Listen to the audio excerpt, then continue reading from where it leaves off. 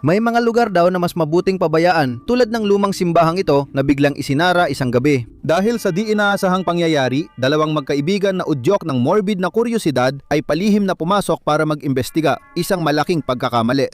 Iniwan ng lugar na ito mga 3 buwan nang nakalipas. Ay, Diyos ko.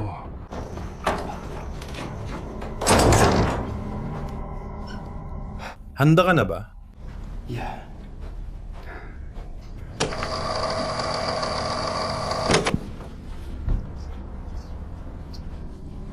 May ilaw na bukas. Amoy. Yan ang ilaw na walang hanggan. Sa bawat simbahan ito, dapat palaging nakasindi. Sa totoo lang, sobrang lamig. Lakasan ang volume ng device mo at makinig mabuti dito. Habang umiikot sila sa parang playground, may naririnig silang sunod-sunod na nakakakilabot na bulong.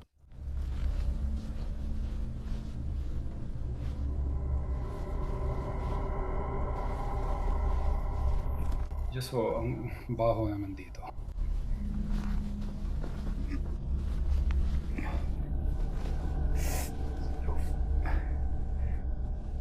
Oh my God.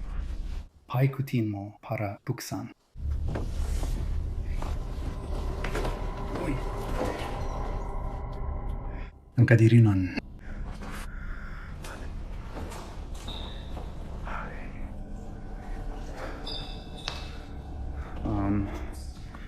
Get tayo sa itaas. Let's go upstairs.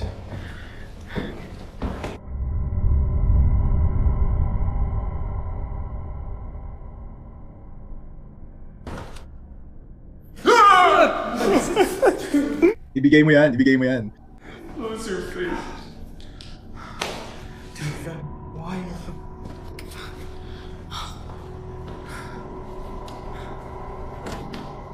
Diyos ko!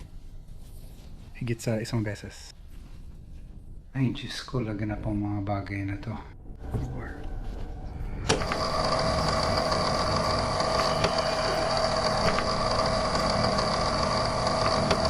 No, ay, may narinig akong tunog.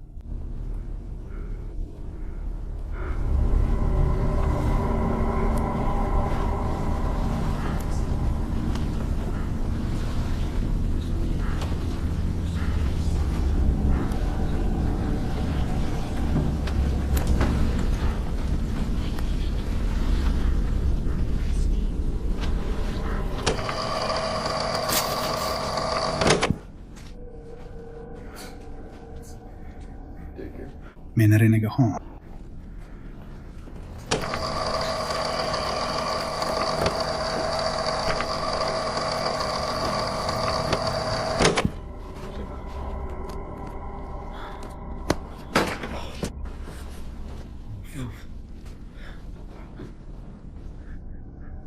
I don't know.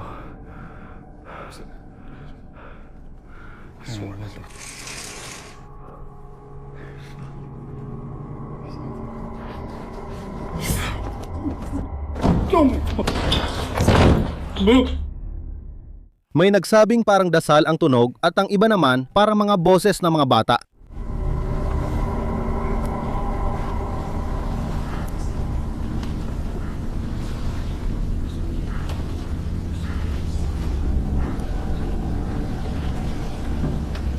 Pero hindi pa yun ang lahat. Bigla na lang syempre, sumara ng malakas ang mabigat na pintuang kahoy. Takot na takot sila at napapaligiran ng mga patay na insekto sa sahig. Kaya tumakbo sila palayo nang hindi na lumilingon. Hanggang ngayon, walang nakakaalam kung ano ang naninirahan doon.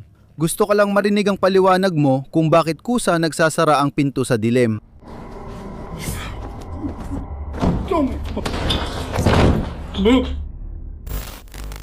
Nagsimula ang nakakatakot na sitwasyon sa isang babaeng nakatira sa tahimik na lugar kasama ang kanyang mga aso. Kalaunan, nagbago ang kilos ng mga aso, umuungol at tumatahol sa mga bakanting pasilyo at sa kawalan, na para bang may isang di nakikitang taong nakatayo sa harap nila. Here.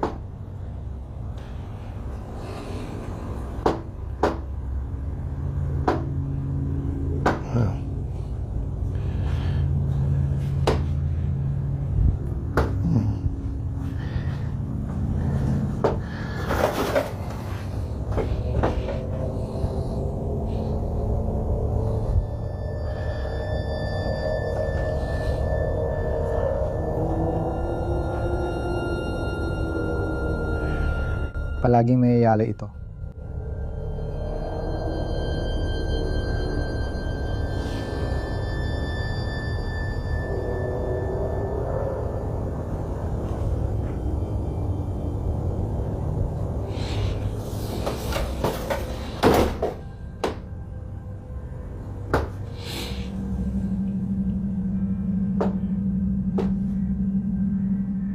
Isang gabi, mag-isa siya na may kumatok sa pinto.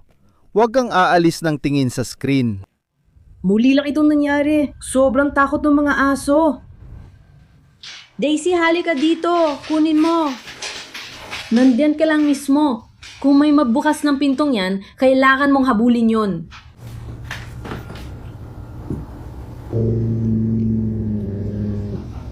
Diyos ko, ewan ko kung mauulit pa. Basta nangyari ulit.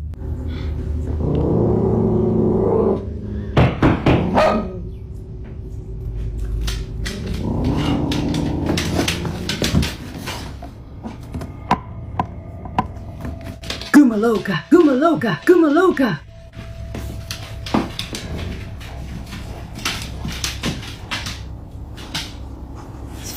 Walang tao doon.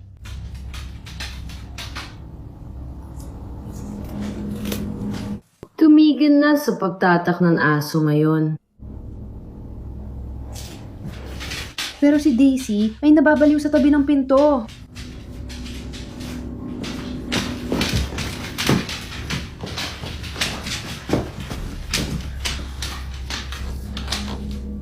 Ang mga pagkatok ay hindi regular, napakalakas at parang walang malinaw na pinagmumulan. Ang mga aso ay natapanik, tumatahol at umaatras na parang may papalapit. Nang sa wakas ay nagkalakas loob siya at binuksan ang pinto. Wala talagang kahit ano, walang tao, walang ingay, puro katahimikan lang ng gabi. Walang paliwanag kung anong kumakatok sa pintong yon. Ano sa palagay mo ang gumambala sa mga hayop? Kung nagustuhan mo ang video, heto pa ang ibang opsyon para mag-enjoy sa nakakatakot na gabi. Katatapos lang niyang ilagay sa kama ang sanggol at humiga rin siya sa kama ng mag-asawa para magpahinga. Tahimik at normal lang ang lahat, pero ang kuha ng security camera nung gabing yon ay nagdulot ng kaba sa libu-libong tao. Ito nang tingin sa kumot ng kama, may gumagalaw o umaayos sa kwarto.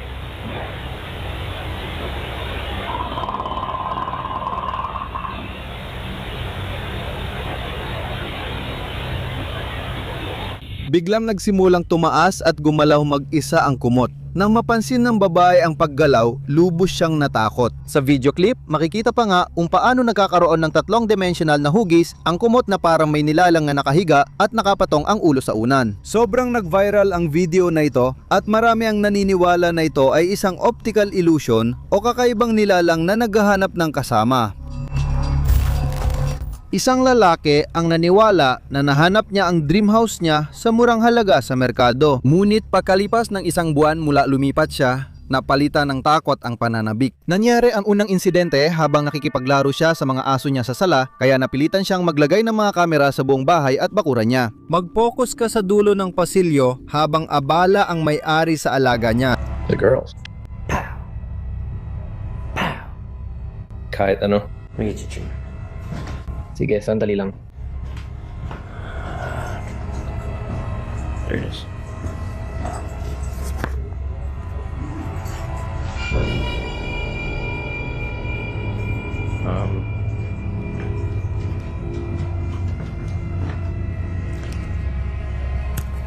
There you go.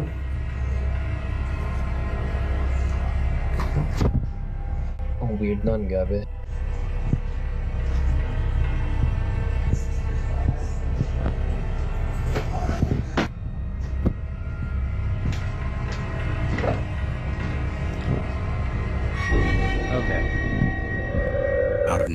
May drawer sa kusina na kusang bumukas at may pinto na biglang sumara. Kinabukasan, may narinig siyang mga yabag sa itaas.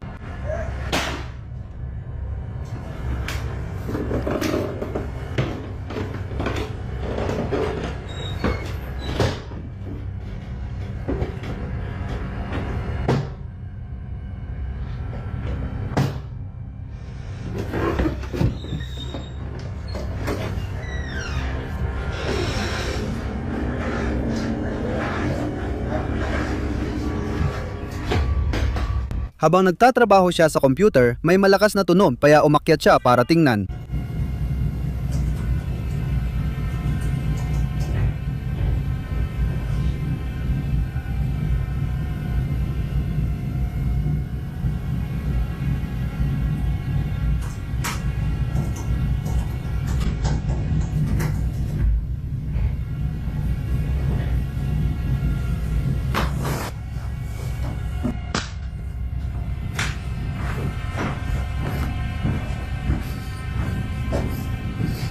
Hello? May tao ba dyan?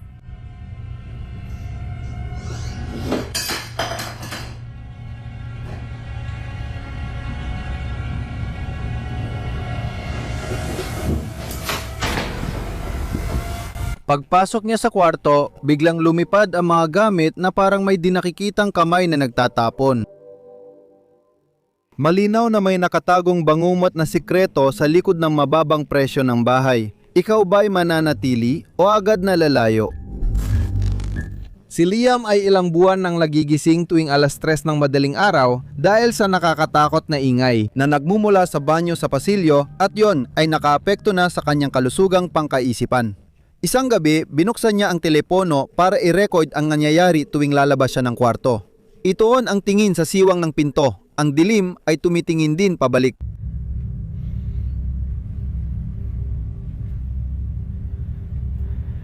Hindi ko na alam kung paano.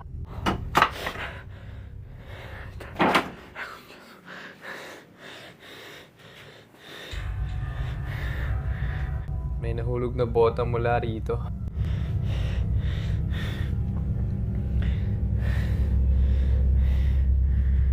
Sa puntong ito, wala na talaga akong takot.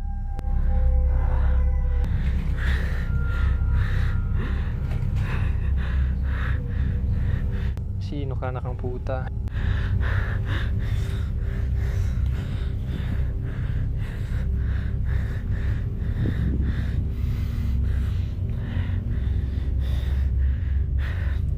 Hindi ko iiwan kotse dyan, saka laging lumalabas ang kotse kahit saan.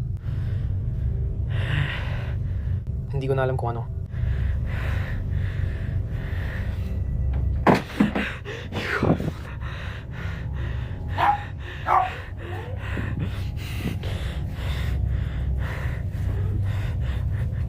Benji, halika dito.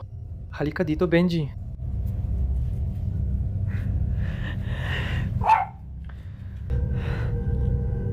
¿Dónde estás mirándome, Cami?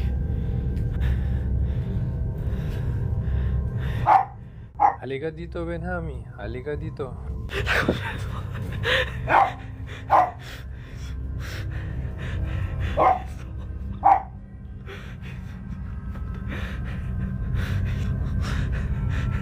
Umalis ka, anak ng...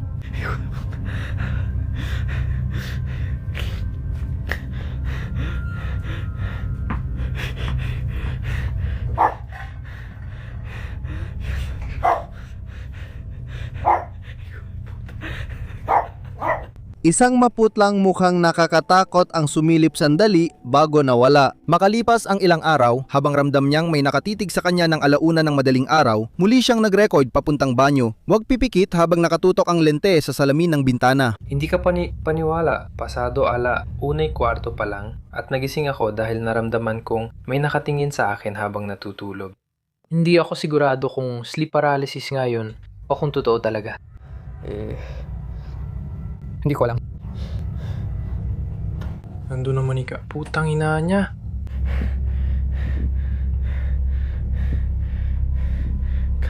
Ano ba yan? Yung bola? Nahuhulog ang mga gamit dito. Biglang bumukas mag-isang TV. Nandiyan ang remote control ko. Nandiyan ang remote control ko sa TV. May mga bagay na gumagalaw sa estante. Kakagalaw lang ng bote na yan dun, putik. Anak ng...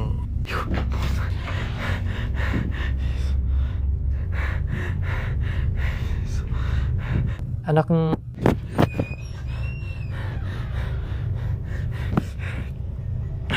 Kakatanggap ko lang ng napakalakas na tama at pumasok sila sa banyo. Tinamaan ako ng napakalakas sa likod. Nakita ko ang isang itim na anino. Hindi ko alam kung ano yun. Anak ng...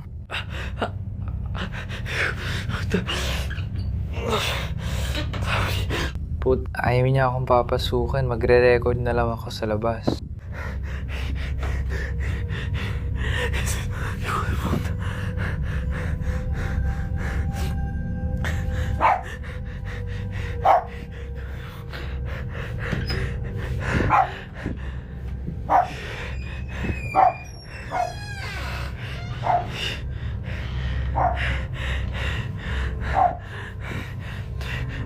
Nagre-record ako kasi sabi nila may nakatago pero wala naman talagang tao.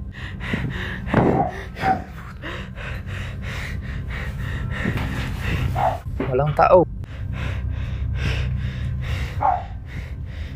May dalawang maputing kamay na lumitaw sa salamin at gumalaw, pero nang tingnan sa labas, wala namang tao. Ito ba ang pinakatotoong kaso ng paranormal na aktibidad sa internet o isa lang itong malaking palabas?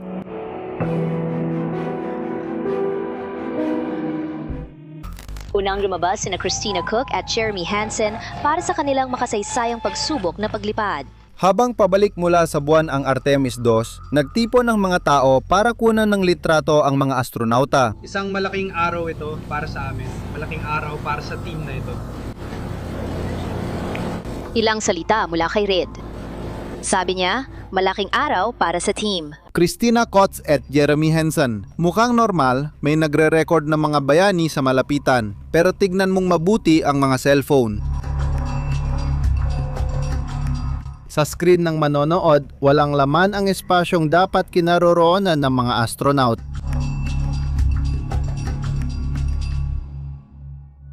Nakikita sila ng tao ng personal pero hindi sila makuhanan ng kamera. Ang video na ito na ipinadala sa amin sa social media ay nagdulot ng matinding kaguluhan.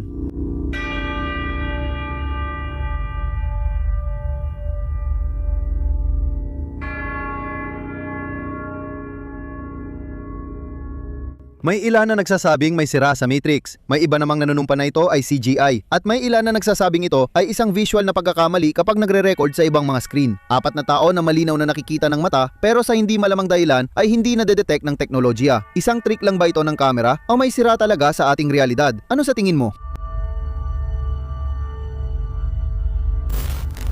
Isipin mong gwardiya ka sa isang malaking mall na sarado at walang tao tuwing gabi. Ganyan ang sitwasyon ng gwardiyang ito hanggang sa may narinig siyang imposibleng mangyari. Mag-ingat sa pagtingin sa likod ng pasilyo. Makinig at tumingin ng mabuti dahil ang maririnig ng mikroponyo ay tiyak nakakilabutan ka. Isinusumpa ko sa lahat ng mahal ko sa buhay. Kakarinig ko lang ng grupo ng mga bata na nagtatawanan, tol.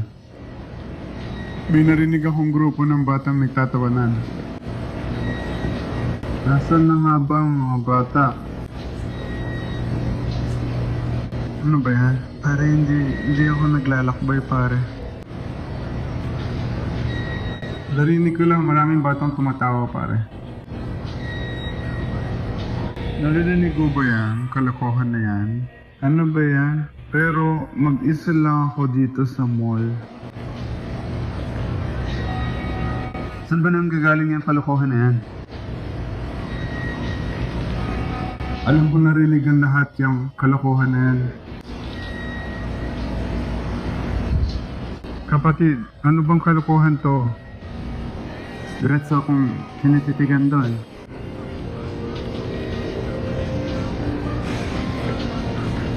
Ang bilis ng tibok ng puso ko dahil sa takot.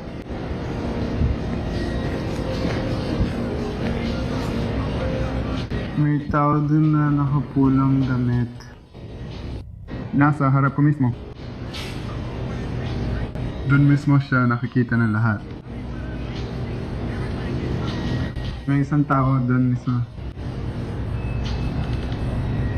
Anong kalokohan ang nangyari? Nakatayo lang siya doon. Ano yun? Anong ginagawa niyo dyan, kuya?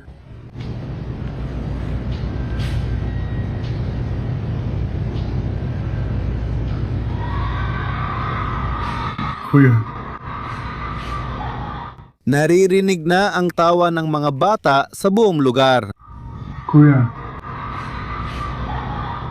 Habang naglalakad siya papunta sa ingay, habol ang hininga. Tinutukan ng kamera ang isang taong nakapula sa dilim na matamang nakatingin sa kanya. May biglang sumigaw sa likod niya sa bakanting lugar. Umaalingaw-ngaw ang boses ng mga bata at may isang nagmamasid na di gumagalaw. Nasa iyo ang huling salita. Sa tingin mo ba biro lang itong sobrang sama? O isang bagay na di talaga mula sa mundong ito? Galing ang material na ito sa isang taga-subaybay na nakita ko sa Reddit Paranormal Forums. May babaeng kumuha ng screenshot habang naka-FaceTime sa nobyo. Siya ay ganap na nag-iisa sa bahay.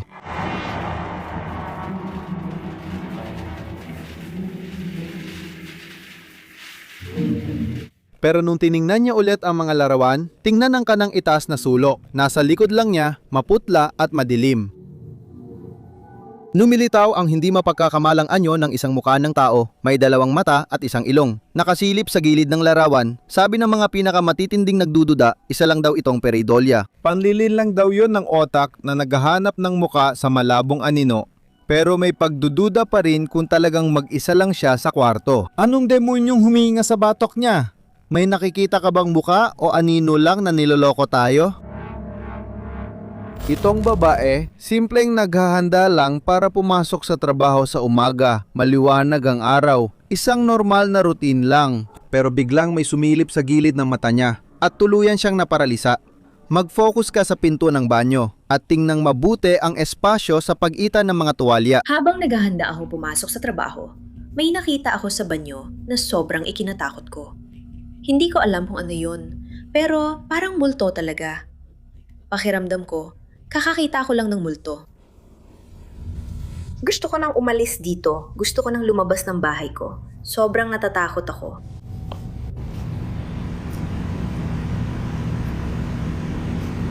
Parang doon mismo sa lugar na yon kung saan may mga anino. Mga anino yan ng tuwalya na nandoon. Pero may parang isang anino mismo doon kung saan naroon yung ibang mga anino. At parang tao siya, mukha siyang multo. Parang doon mismo.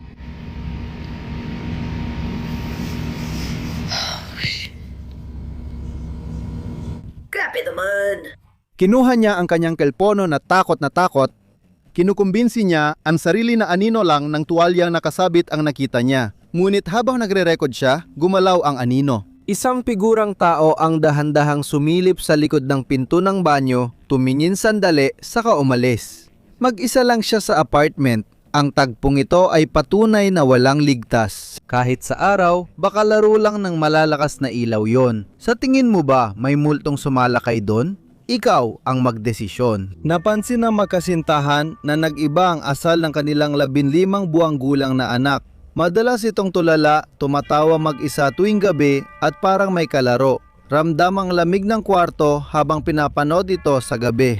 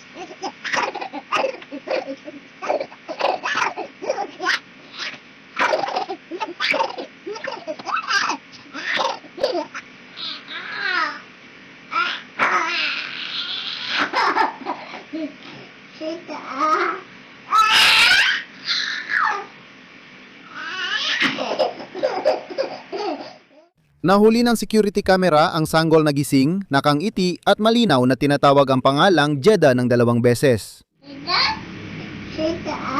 Ang nakakakilabot dito ay si Jeddah ay ang kanyang nakatatandang kapatid na babae na pumanaw noong 2017 sa edad na 3 taon. Matagal bago pa man ipinanganak ang sanggol. At ganun din ang nangyayari sa pamilya ko. Pero hindi ko pa siya direktang nakakausap tungkol sa kanya. 15 buwan pa lang siya. Kaya bala ko talagang ikwento sa kanya si Jeddah. At balang araw ipapakita ang mga larawan at video. Pero dahil 15 buwan pa lang siya, hindi ko pa talaga naiisip na gawin yan ngayon. Kinabukasan, nang makita ng sanggol ang larawan ni Jeddah sa unang pagkakataon, mumiti siya at inulit ang pangalan nito. Kinabukasan, ipinakita ko sa kanya ang larawan ni Jeddah at mumiti siya ng malaki. Sabi ko, Jeddah, kaya ang wild talaga. Sa totoo lang, pakiramdam ko nasa shock pa rin ako. Sa tingin mo ba may direktang koneksyon ang mga sanggol sa kaluluwa ng pamilya nila o may ibang paliwanag dito?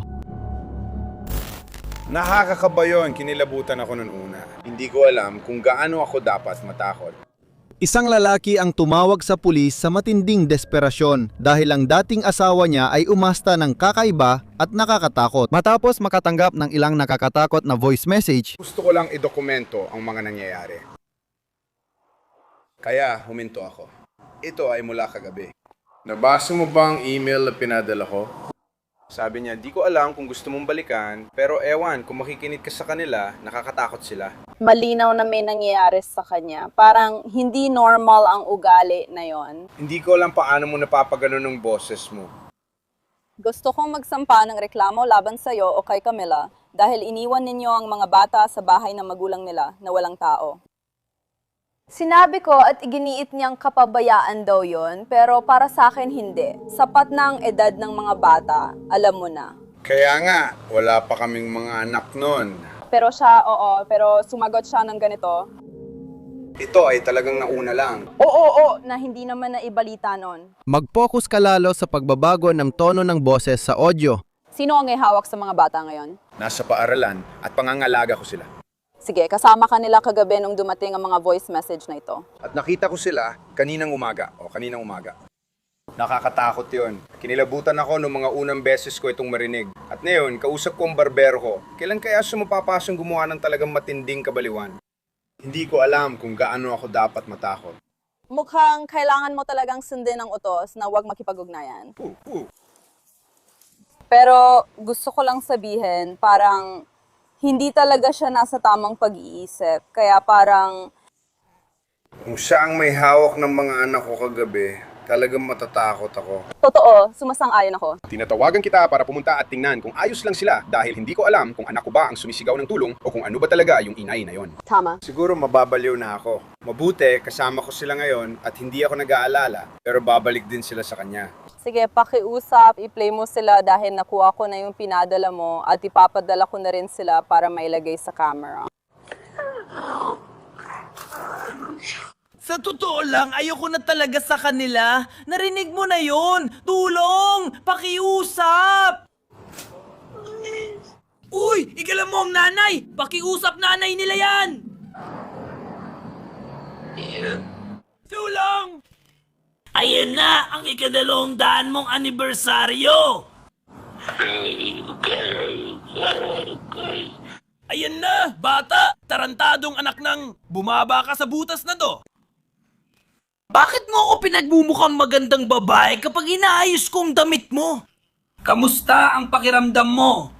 Gusto kitang pagalingin sa mga sakit mo. Gusto ko sanang manatili ka sa kama. At gusto mo namang gising ang lahat ng tao ng 1 taon. Mahal kita! Tara na, anak ng Ibigay mo sa akin ang buhay mo! Buhay ka pa!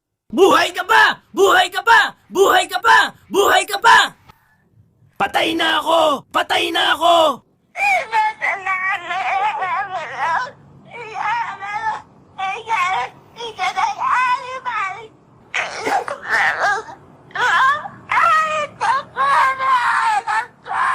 Pwede kang umiyak! Mamamatay ako mag-isa! Sa video, natulala ang pulis nang marinig ang mga recording. Nag-iba agad ang boses ng babae sa loob ng 1 segundo. Tiniyak niyang patay na siya at nagsimulang magsalita ng kakaibang wika kahit wala siyang kasaysayan ng paggamit ng substansya. Ang opisyal, natakot dahil sa agresibo, ay nagmungkahi ng restraining order bago ang pag-aresto. Mental breakdown lang ba ito? O impluwensya ng demonyo ang babae? Basahin ko ang mga komento ninyo.